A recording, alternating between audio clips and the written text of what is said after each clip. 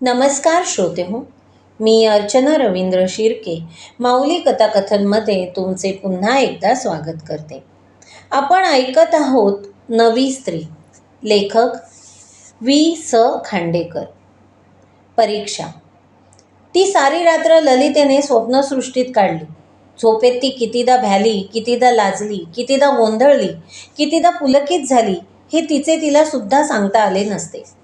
कोकणातल्या आजीपासून गौरी, कलिका, शैलजा या पुण्याच्या मैत्रिणींपर्यंत किती किती माणसे तिच्या स्वप्नात येऊन गेली. माणसांची वर्दळ संपल्यावर सृष्टीची विविध रूपे तिथे नाचू लागली. एकदा तिला वाटले, महापुरातल्या गढूळ पाण्याच्या प्रचंड लोंढ्याबरोबर आपण वाहत जात आहे. आपल्या अंगाभोवती एका सर्पाचा विळखा पडला आहे, पण तो सर्पसुद्धा गारठून गेला आहे. दंश करायचे त्याला भानच नाही. कदाचित उभेच्या आशेने त्याने आपल्याला विळखा घातला असेल.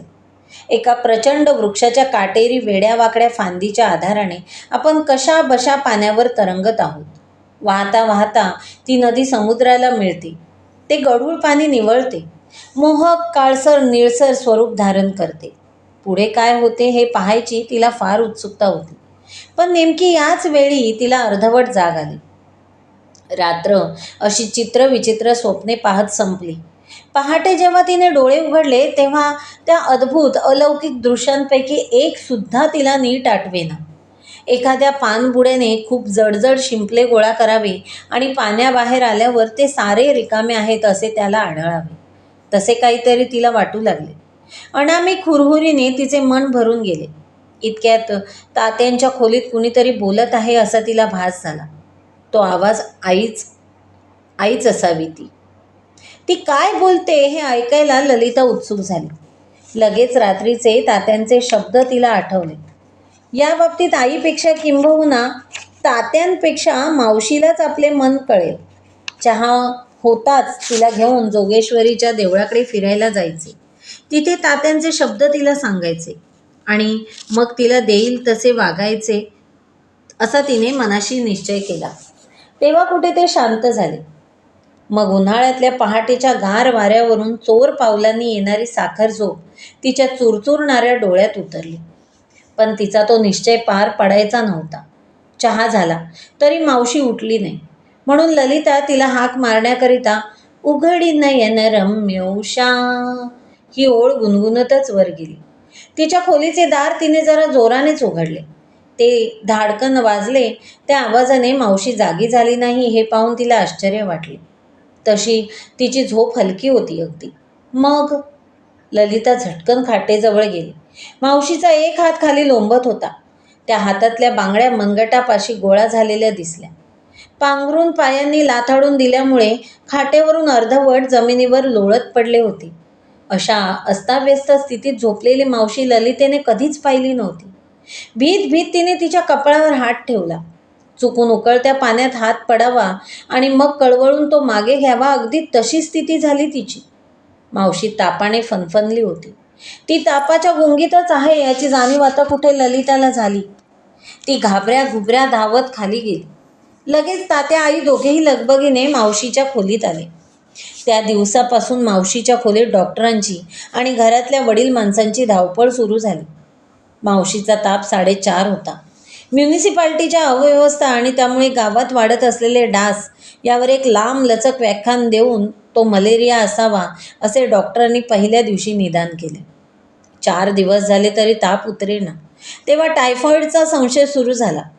2 दिवसांनी तो विषम आहे हे नक्की ठरले.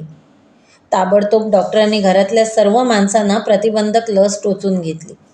ती टोचून घेताना एक गोष्ट ललितेच्या मनाला मोठी विचित्र वाटली. तात्या आईसारखे भित्रे नव्हते. मागे मंगलेला देवी काढल्या तेव्हा हसत हसत इतरांना हसवीत आणि तिने खांद्यावर ठेवलेले डोके कुरवाळीत ते उभे राहिले होते. पण आज त्यांना काय झाले होते कुणास ठाऊक. त्यांनी स्वतःला टोचून घेतले. मग ललितेला म्हणाले, मंगलला तू धर हं, तिचं रडणं ओरडणं मला ऐकवणार नाही. लगेच ते माडीवर गेले. सर्वांना टोचून झाल्यावर डॉक्टर ललितेला म्हणाले, मावशी अगदी योग्य वेळी आजारी पडल्या हं. तुला सुट्टी झालेली पाहिली त्यांनी. आणि मगच तू नसतीस तर तात्यांचे फार हाल झाले असते. त्यांची प्रकृती आधीच बरी नाही, त्यात ही काळजी.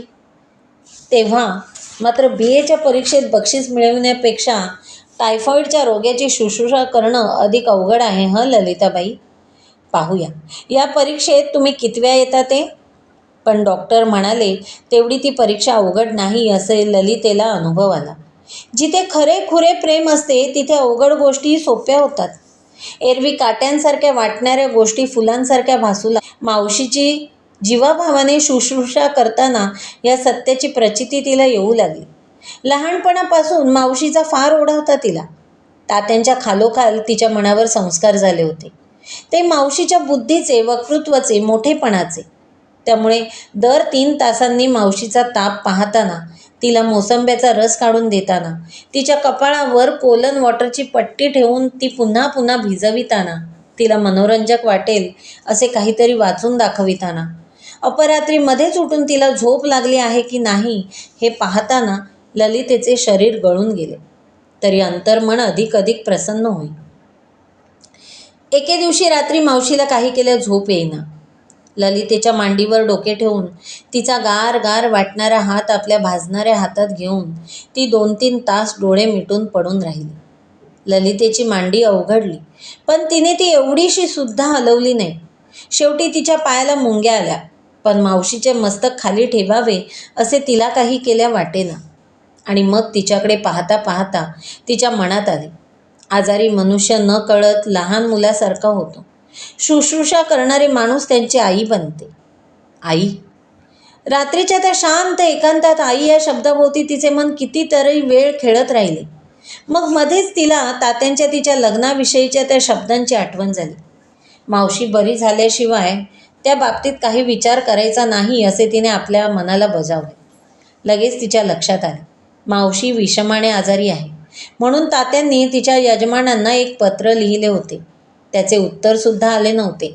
त्यांना तार करून बोलाविलेले बरे. ते आले तर मावशीला किती आनंद होईल. तात्यांना तसे सांगायला तिला संकोच वाटत असे. पण आपण. दुसऱ्या दिवशी तात्यांनी फारसा उत्साह दाखविला नसताना ललितेने त्यांना तार केली. तिचे उत्तर 2-3 दिवसांनी दिल्लीहून आले. परदेशी जाणाऱ्या कुणीतरी हिंदी वकिलाचा चिटणीस म्हणून आपल्याला जागा मिळण्याचा संभव आहे. त्या कामाचा निकाल लागला की विमानाने निघतो असे त्यांनी कळविले होते. हे तारेचे प्रकरण मावशीला कळवायचे नाही असे तात्या, आई व ललिता यांनी आपापसात ठरविले. पण मंगलेकडून ती बातमी मावशीला कळलीच. मग ते उत्तर लपवून ठेवणे अशक्य झाले. ते वाचल्यावर मावशीच्या मुद्रेवर ललितेला काही फरक दिसला नाही. पण त्या दिवशी मध्यरात्री ललिता एकदम जागी झाली. मावशीला स्वस्थ झोप लागली की नाही हे पाहण्याकरिता ती तिच्या जवळ आली. तेव्हा ती जागी आहे, तिचे डोळे पाण्याने भरले आहेत आणि तिच्या उजव्या हातात ती चोळामोळा केलेली तार आहे असे तिला दिसले. हे दृश्य पाहताच ती अतिशय अस्वस्थ झाली. मावशीला काही विचारायचा तिला धीर होईना. तिचे समाधान कसे करावे हेही तिला कळेना. तिचा विवाह हा एका बुद्धिवान सुशिक्षित स्त्रीने प्रौढपणी केलेला प्रेमविवाह होता. मोगरीच्या वेलीला कधी कोरांटीची फुले येत नाहीत, पण या प्रेमविवाहाला मावशीचे आणि तिच्या नवऱ्याचे काहीतरी बिनसले असावे हे उघड होते. त्यात दोष कुणाचा होता, मावशीचा की तिच्या नवऱ्याचा? मावशीचा ताप दररोज दिवसा चढे, रात्री थोडासा उतरे. घड्याळावर हुकूम त्याला चढ उतार चालला होता. एखाद्या दिवशी दुपारी मावशीचे अंग कमी ऊन लागले म्हणजे आज ताप थोडा कमी चढला असावा असे वाटून ललिता मोठ्या आशेने मध्येच थर्मामीटर लावून पाही. तो दररोजच्या इतकाच आहे असे दिसले की तिची निराशा होई. क्षीण होत चाललेल्या मावशीच्या शरीराकडे ती मूकपणाने पाहत बसली की मृत्यूची कल्पना नकळत तिच्या मनात प्रवेश करी. ती मनातून काढून टाकायला तिला फार कष्ट पडत. पण बिळातल्या उंदराने काळोखात बाहेर पडून खुडबुड करावी त्याप्रमाणे अपरात्री जाग आली की नेमका मावशीच्या मृत्यूचा विचार तिच्या मनाला बेचैन करी. शुश्रूषेने, काळजीने आणि जागरणांनी तिचा चेहरा ओढल्यासारखा झाला. ते आईच्या लक्षात येताच ते तिला म्हणाले, आल्यापासनं कुणा मैत्रिणीला भेटायला सुद्धा गेली नाहीस तू. आजाऱ्यापाशी सारखं बसून माणूसही आजारी होता. संध्याकाळी 4 घटका मी बसत जाईन वर, तू जरा बाहेर फिरून येत जा. संध्याकाळी ललिता आपल्या मैत्रिणीकडे जाऊ लागली. पण या भेटीगाठींनी आपल्या मनाला बरे वाटण्याऐवजी ते अधिक अस्वस्थ होत आहे असे 4 दिवसातच तिला कळून चुकले. मोठ्या अगत्याने ती पहिल्यांदा भेटायला गेली मराठीच्या बाईंना. हायस्कूलात असताना त्यांनीच तिला मराठीची गोडी लावली होती. त्या पहिला प्रश्न आपल्या परीक्षेविषयी करतील अशी तिची खात्री होती. पण त्या बोलायला लागल्या लग्नाविषयी. आता उगीच एमएच्या नादाला लागू नकोस. वडिलांना म्हणावं चटकन माझं लग्न करून टाका. असा पोक्तपणाचा सल्ला तिला द्यायला त्या विसरल्या नाही. 40 वर्षांच्या त्या कुरूपबाईने त्या दिवशी केलेला नट्टापट्टा ललितेला कसाचाच वाटला. दुसऱ्या दिवशी लीला देशपांडेकडून बाईचे एका विधूर औषध विक्रेत्याशी लग्न ठरले असल्याची बातमी तिला कळली. तेव्हा कुठे त्यांच्या त्या वागण्याचा आणि बोलण्याचा तिला उलगडा झाला. लीलाकडे पाहताच ती आजारी बिजारी तर नाही अशी शंका एकदम ललितेच्या मनात आली. तिने एमएचा अभ्यास सोडून दिला आहे हे कळताच ती शंका दृढ झाली. मग बोलता बोलता तिच्या लक्षात आले लीलाचे मन कशातच रमत नसावे. बीएच्या वर्गात असताना तिचे कोणातरी मुलावर प्रेम बसल्याची गोष्ट पूर्वी ललितेने ऐकली होती.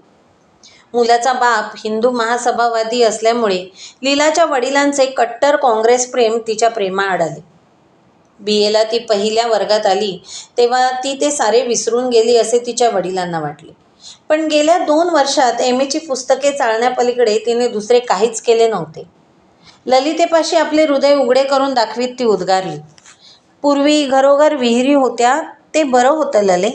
माझ्यासारख्या मुलींची घराजवळ जीव द्यायची सोय होती चांगली. एकदा वाटतं आपणच्या पुढे जाऊन उभं राहावं आणि त्यांना विचारावं, आम्हा मुलींना तुम्ही जन्म देता तरी कशाला? दिलात तो दिलात. इतकी भाराभर पुस्तकं कशाला शिकवलीत? प्रेम, प्रीती, सुख, स्वातंत्र्य यांच्या मोठमोठ्या कल्पना आमच्या डोक्यात कशाला कोंबल्यात? 25-25 वर्षाच्या घोड्या होऊन झुरत बसायला? दुसऱ्या दिवशी लीलाच्या बरोबरच बीए झालेल्या सिंधूकडे ललिता गेली. ती गेली तेव्हा सिंधूची आई तिची वेणीफणी करीत होती. तिला बघायला येणार होते कोणीतरी. सतत 2 वर्ष माझं हे प्रदर्शन भरतंय ललिता. ते बघायला तिकीटसुद्धा विकत घ्यावं लागत नाही कोणाला. घटकावर बैस म्हणजे तुला अशी पात्र पाहायला मिळतील. अत्र्यांच्या नाटकात सुद्धा बघितली नसशील अशी. हे तिचे शब्द ऐकताना ललितेला फार वाईट वाटले. कॉलेजात असताना सिंधू मोठी जहाबाज मुलगी होती. वादविवाद मंडळात ती कशी फाडफाड बोलायची. कॉलेजातल्या वात्रट पोरांची मनसोक्त टिंगल करायची. त्या वाघिणीचे असे गायीत रूपांतर झालेले पाहून ललितेला कसेचेच वाटले. आणि मग पाहायला आलेल्या माणसांनी सिंधूची जी परीक्षा घेतली ती पाहून तर तिचे मन पार विटून गेले. स्त्री जीवनातले सारे दुःख, सारा अपमान, सारे दास्य त्या 5 मिनिटात प्रतिबिंबित झालेले तिला दिसले. त्या रात्री ललिता नेहमीप्रमाणे मावशीचे पाय दाबीत बसली. मावशीने तिला काहीतरी वाचून दाखवायला सांगितले. तिने टेबलावरील पण लक्षात कोण घेतो ही कादंबरी सहज उचलली. कितीतरी कपटे त्या कादंबरीतून बाहेर डोकावून पाहत होते. बहुधा व्याख्यानाची तयारी असावी ती मावशीची. मधलेच एक खुणेचे पान ललितेने उघडले. लाल पेन्सिलने खुणा केलेला मजकूर तिच्या डोळ्यात भरला. ती वाचू लागली. त्यावेळचा माझा व त्यानंतर पुष्कळ मुलींचा जो अनुभव मला कळला व मी पाहिला त्यावरून मला लिहिल्या वाचून राहवत नाही. गुरांच्या बाजारात कसाई लोक मेंढरे बकरी घेतात त्यावेळी त्यांची कशी काय परीक्षा करतात तीही मला ठाऊक नाही. किंवा हौशी लोक चांगलेसे घोडे घेताना कशी काय परीक्षा करतात तीही मला ठाऊक नाही. पण मी जे ऐकले आहे तेवढ्यावरून मला वाटते की आम्हा मुलींना पाहायला येणारी मंडळी आमची परीक्षा करतात. ती अगदी याच मासल्याची असली पाहिजे. अंतर एवढेच की त्या गुरांना कळत नसतं आणि आम्हा मुलींना कळत असतं. वाचता वाचता ललितेने एकदम कादंबरी मिटली. तिच्या डोळ्यांपुढून लीला सरला मराठीच्या त्या मास्तरीणबाई यांच्या 2 आकृत्या सरकू लागल्या. क्षणार्धात त्या आकृत्या बदलल्या. त्यांच्या जागी मेंढरे बकरी दिसरू लागली. ती सारी निमूटपणे मान खाली घालून चालली होती. क्षीण स्वराने मावशी म्हणाल्या, वाच की. का ग? वाच की ग पुढं. हरिभाऊंच्या कादंबऱ्या इतक्या जुन्या झाल्या पण अजून काही त्याची गोडी कमी होत नाही. ललितेने हातातले पुस्तक पुन्हा उघडले. पण तिला वाचता येईना. समोरची बारीक अक्षरे एकमेकात मिसळल्यासारखी वाटू लागली तिला. जणू काही संध्याकाळी लगबगीने कोंडवाड्याकडे परतणारा मेंढ्यांचा कळप होता तो. त्या मेंढ्यात गौरी होती, कलिका होती, शैलजा होती आणि आणि आता ललिताही होतीच. आपल्याला इतक्यात लग्न करायचे नाही असे तात्यांना शक्य तितक्या लवकर सांगितलेच पाहिजे, या विचाराने तिच्या मनाचा कोपऱ्यान व्यापून टाकला. इतक्यात एका कोपऱ्यातून आवाज आला, आज नको, उद्या. याच क्षणी दुसऱ्या कोपऱ्यातून कुणीतरी रागाने ओरडले, भित्री कुठली? तू तात्यांना घाबरते आहेस? भित्र्या माणसांचा उद्या कधीच उजाडत नाही. ललितेने खालचा ओठ दातांनी चावला आणि आले हं मावशी असं म्हणत ती तिरमिरीने आपल्या जागेवरून उठली.